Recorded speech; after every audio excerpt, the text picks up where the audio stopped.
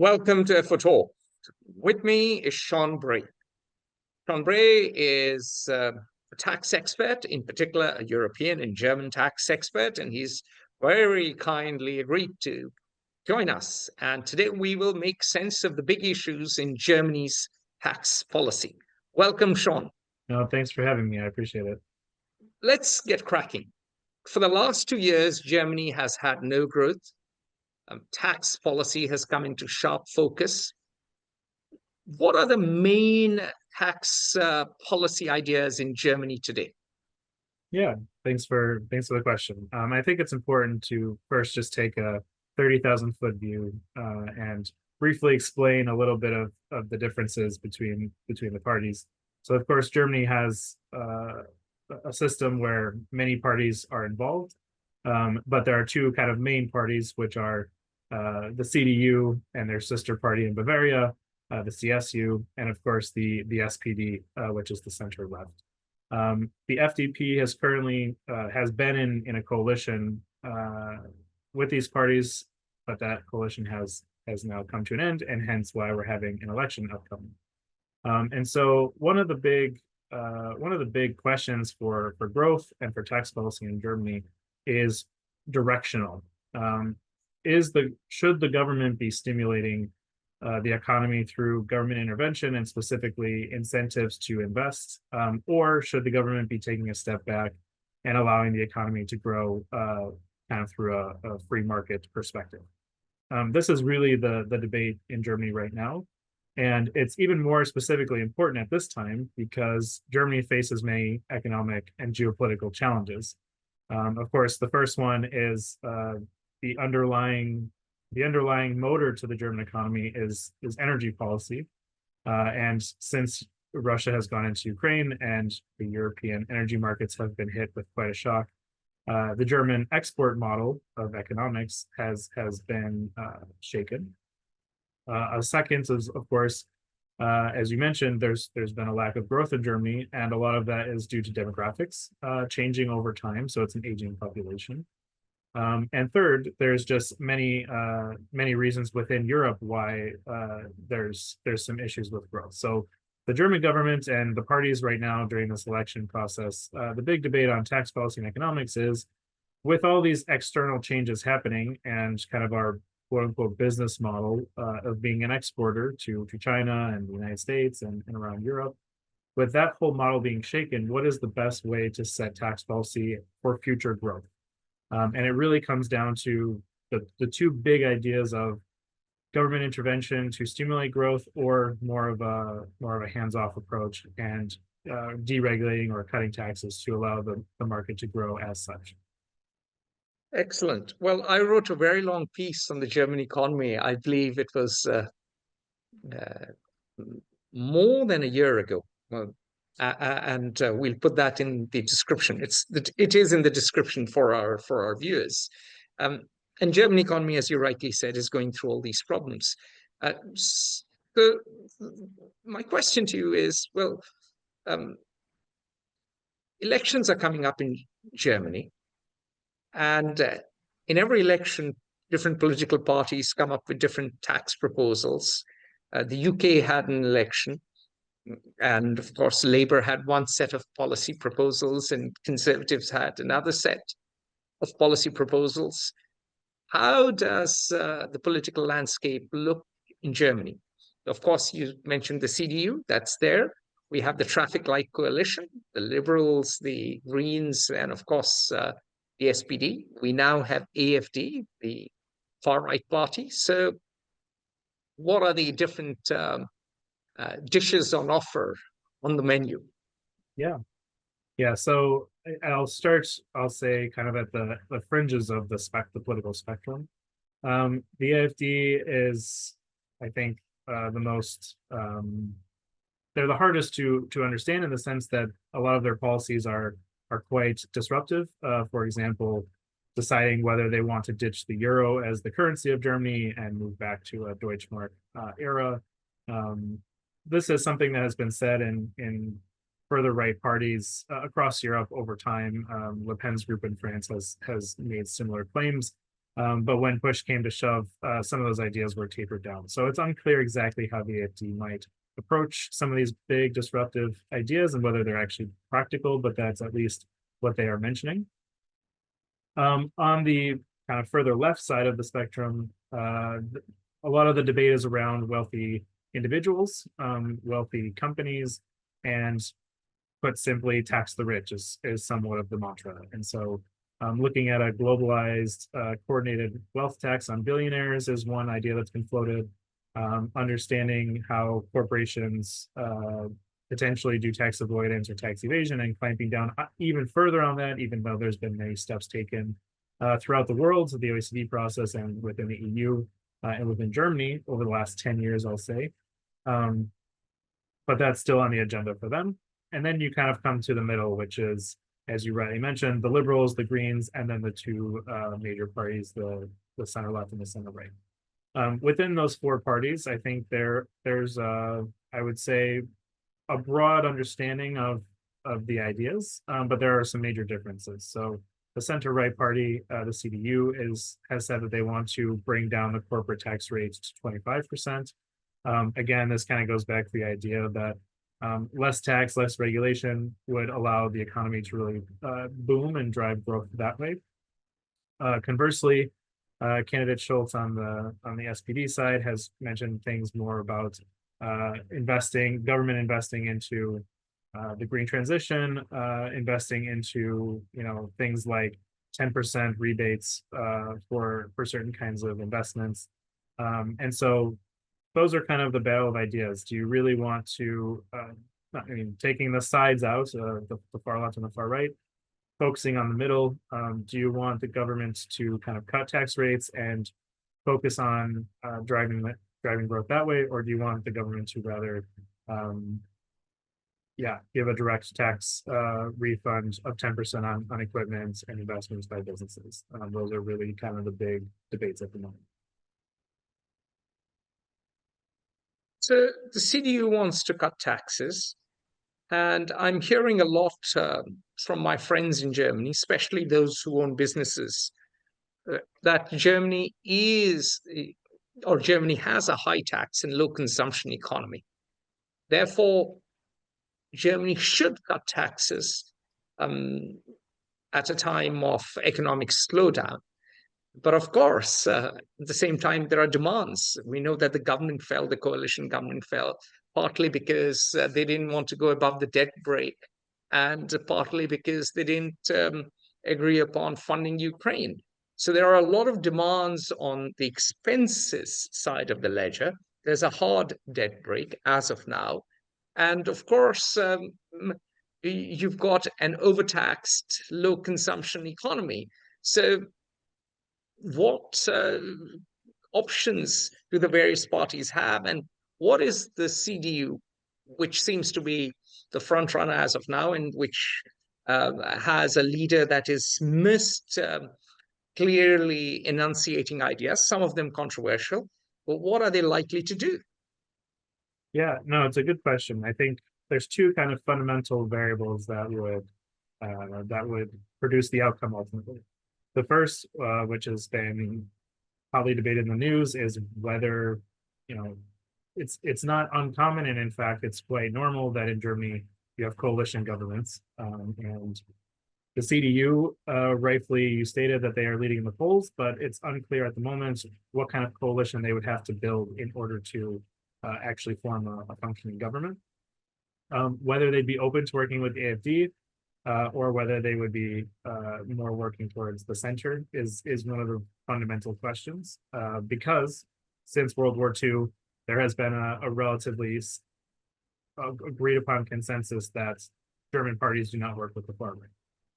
Merz has flirted with this recently in the Bundestag. There were some votes on migration policy, and they signaled that they would be open to potentially working with the AfD, and that was somewhat seen from at least the international perspective that maybe this consensus is not as clear as it used to be. So the first major question is, how will the government be formed based on this kind of historical precedent and moving forward? because the second reason is there are a lot of fundamental things in the German economy that will need to be solved in order for growth to really kickstart. Taxes, of course, one of those policies.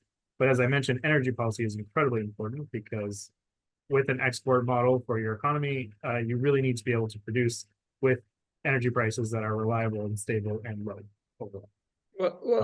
Just to interject, I have met people in AFD who say a rapprochement with Russia is the only sensible option because we are an export-oriented economy, and therefore we need cheap energy, and we were fine as long as we were relying on Russian energy. And in the long run, Russia is not exactly a neighbor, but near enough. And we should be relying on Russian energy instead of Qatari gas or American LNG. And actually, a number of people in German business have said the same thing. I was in Germany for an extended visit last year. So it was very interesting to hear that point of view. It might have been taboo some time ago, but just after the war. But now you hear that through the length and breadth of Germany. Yeah, it's there are some hard realities meeting the German politicians, and one of those hard realities is what to do about energy policy. And as you rightly said, if it comes down to a coalition in the government where the center right is working with the far right, we might see some more energy policy directed towards Russia, and maybe the Ukraine situation is resolved in a different way than it would have otherwise been. I think it's a broader point, though, that Germany is not acting alone in this, because it is a member, of course, of the European Union, and it is one of the most important members of the European Union economically and geopolitically.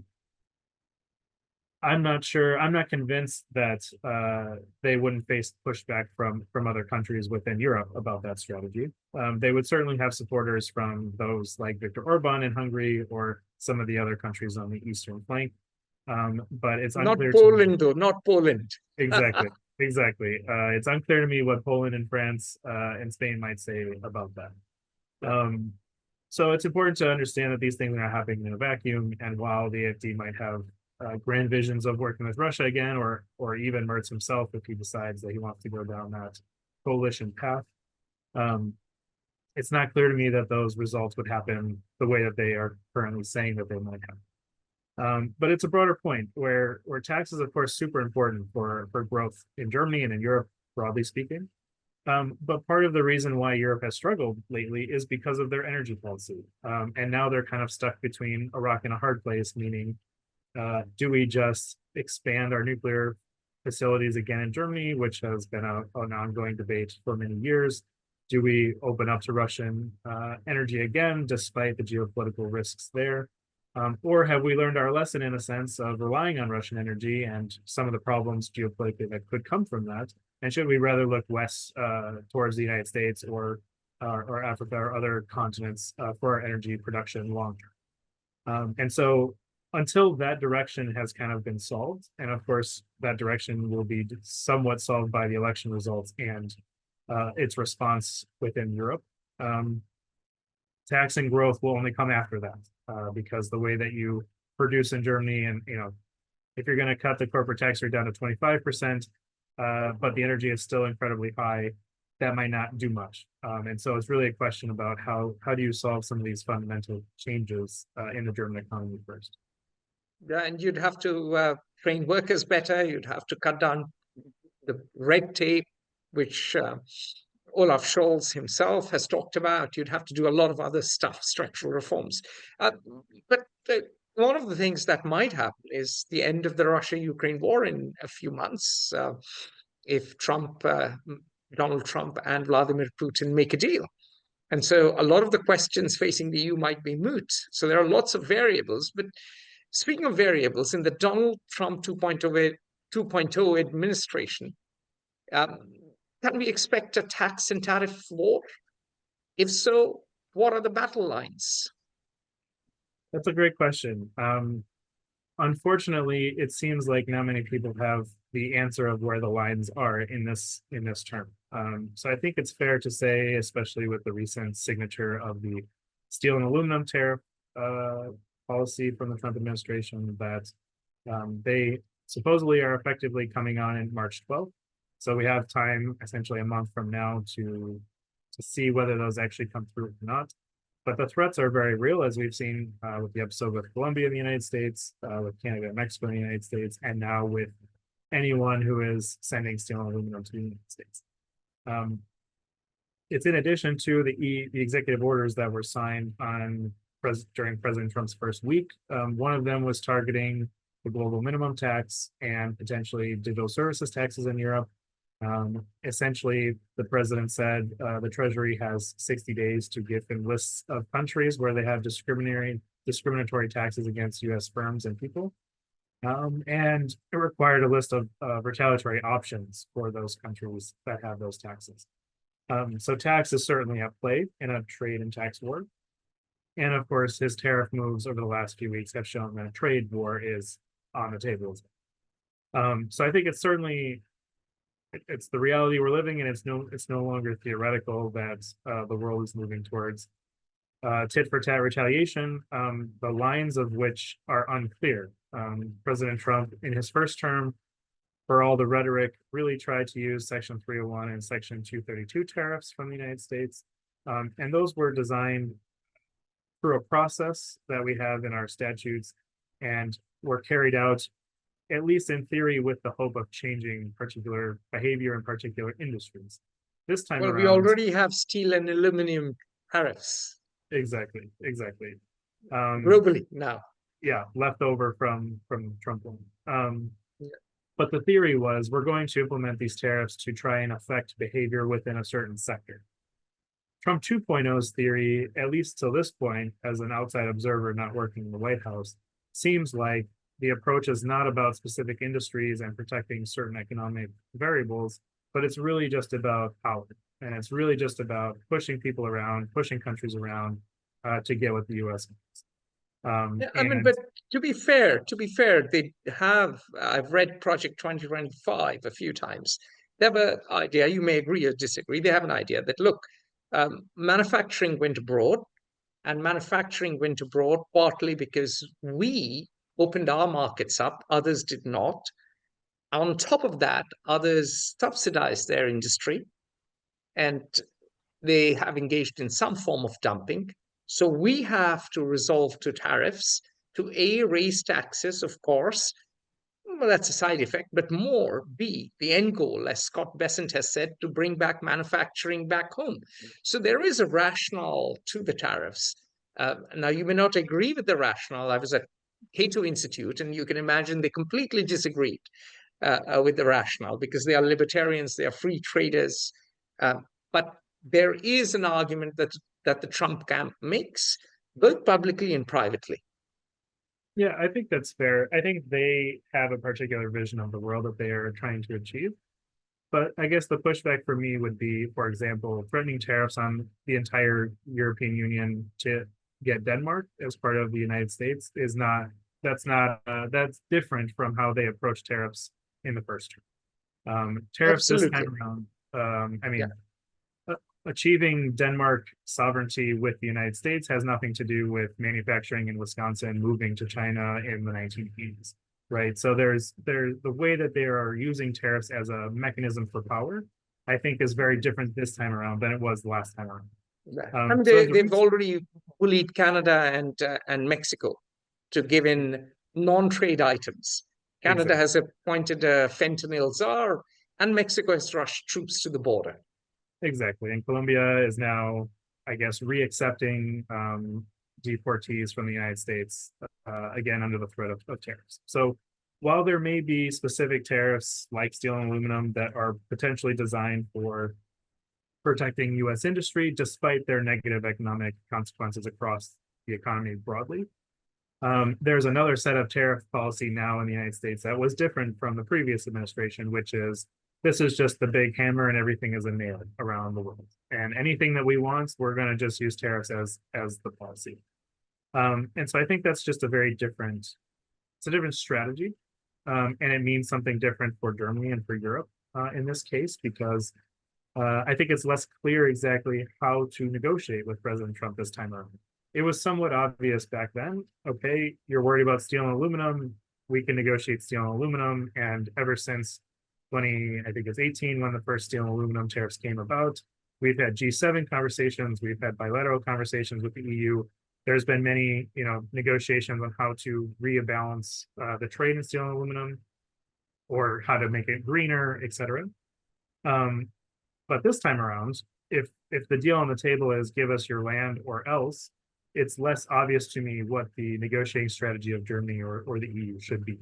And so I think that's one of the big differences. And kind of bringing it all the way back to your original question, is it a tax and trade war on the table, and what are the battle lines?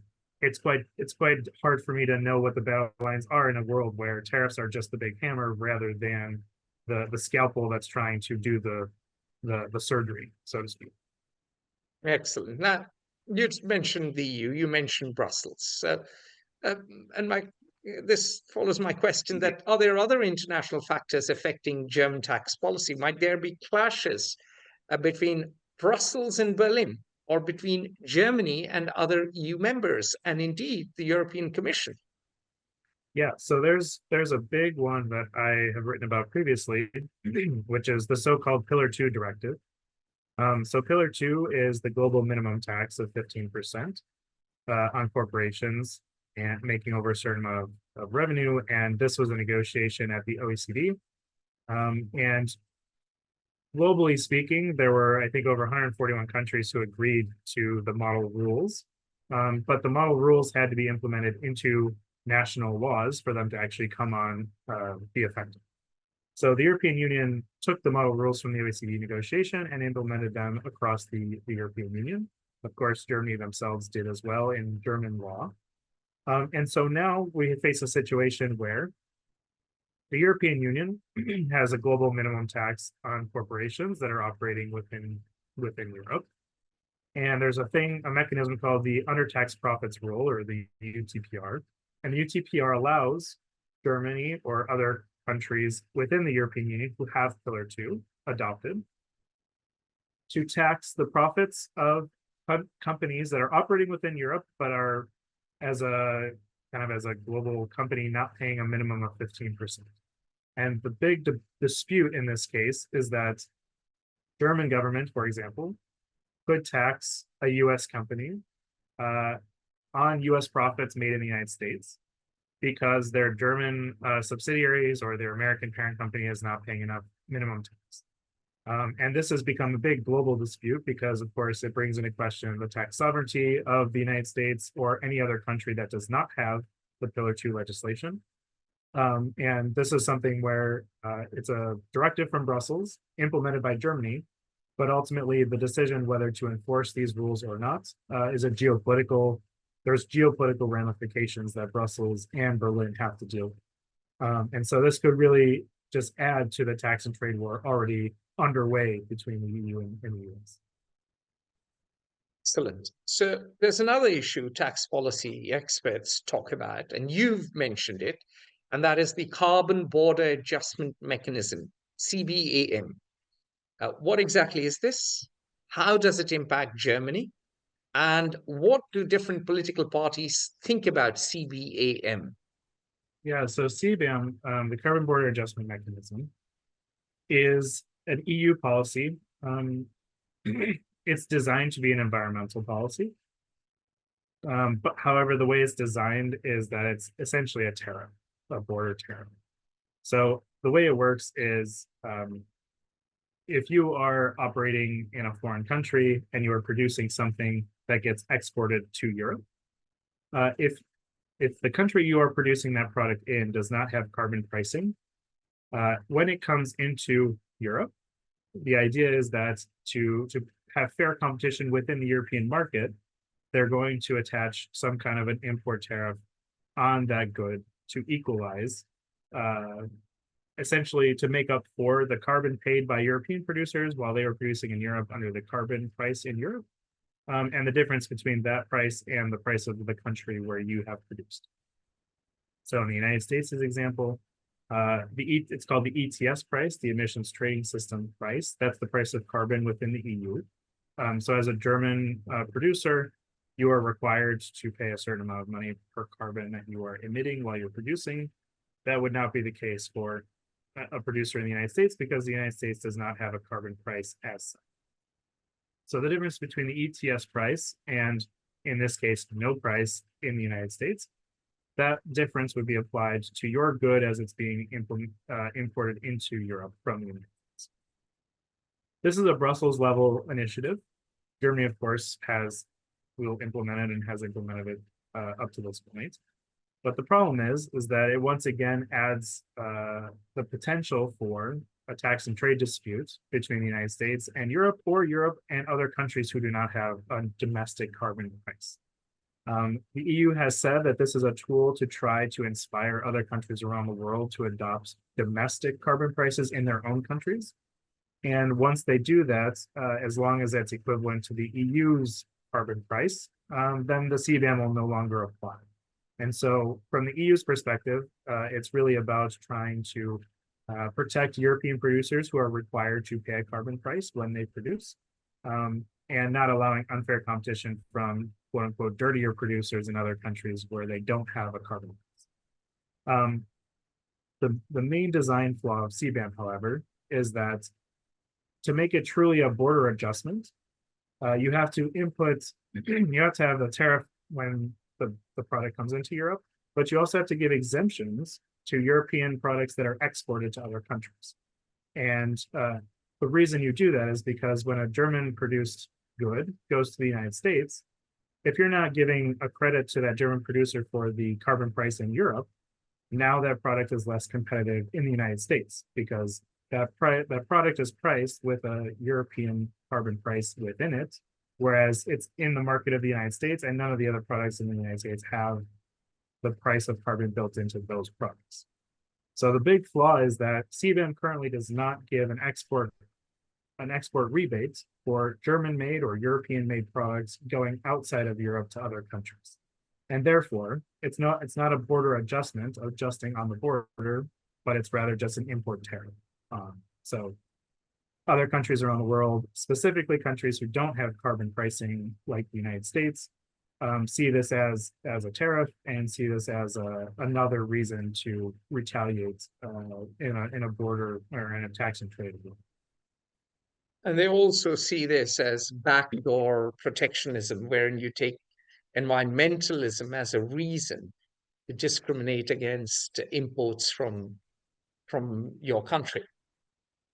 Yeah, So, it's certainly viewed from the outside world, specifically in places that don't have domestic carbon pricing, that the Green Deal and kind of climate protection, this is all just a smokescreen for protectionism of domestic industries.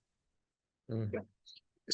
So let me ask you my final question. Over the next 2 years, the European Commission will make many consequential tax and trade policy decisions. What are some of those decisions likely to be? Well, of course, it's crystal ball gazing, but you're the expert, you can do that. How will they affect Germany? And what are the tough choices that lie in wait for the next German government? Yeah, no, that's a really great question. I would say kind of in this order, the first is how to respond to incoming tariffs from the United States, how the EU responds as a whole, and what Germany's role is in determining the EU's position is very important. That's the first thing. The second thing, when it comes to tax policy specifically, is the UTPR under Pillar 2, as we mentioned, how to deal with that, and the digital services taxes within Europe. So Germany itself does Which, not, by the way, the US does not like, apparently. Does not like. Germany itself does not have a digital services tax, but countries like France do. There are other member states within Europe that do. And so from a US perspective, it's broadly viewed that President Trump's executive order on discriminatory taxes around the world, it's really targeted towards the UTPR and the digital services taxes in Europe, and that being the basis for more retaliation and more tariffs, etc. So how to respond to tariffs generally is the first question. how to manage the UTPR and digital services taxes, either by removing them from member states, the digital service taxes, removing them from the countries that currently have them, or on the UTPR, finding somewhat of a safe harbor where US companies are not part of the enforcement mechanisms of Pillar 2.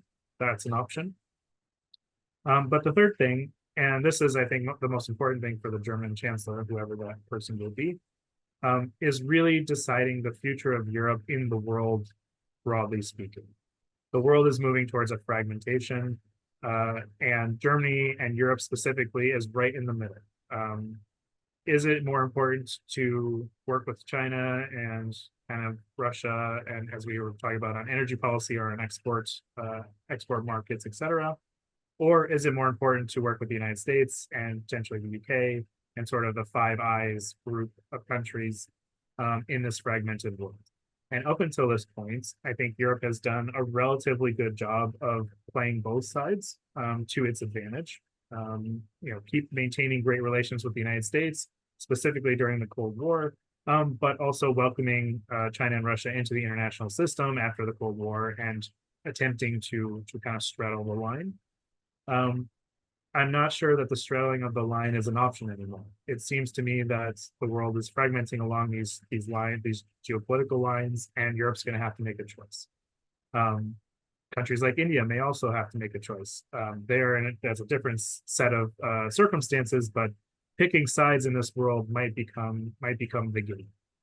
And so the German chancellor and the next German government will have a very, very complicated job of managing the various needs of Germany and the needs of Europe, while also balancing the geopolitical pressures from both sides that they will inevitably face. And so I think the leadership and the vision of the next German chancellor going forward, not only on taxes or on economics, but broadly speaking on Germany and Europe's role in the world, is very important. So I hope they make good choices. Tom Bray, thank you very much for your time. Real pleasure to have you on FO Talks. For those of you who are listening to us, make sure you subscribe to our YouTube channel and make sure you get your friends to do so. And let us know what other topics you'd like to hear such videos on. All the best. Bye for now. Join the conversation at Fair Observer and subscribe to our YouTube channel.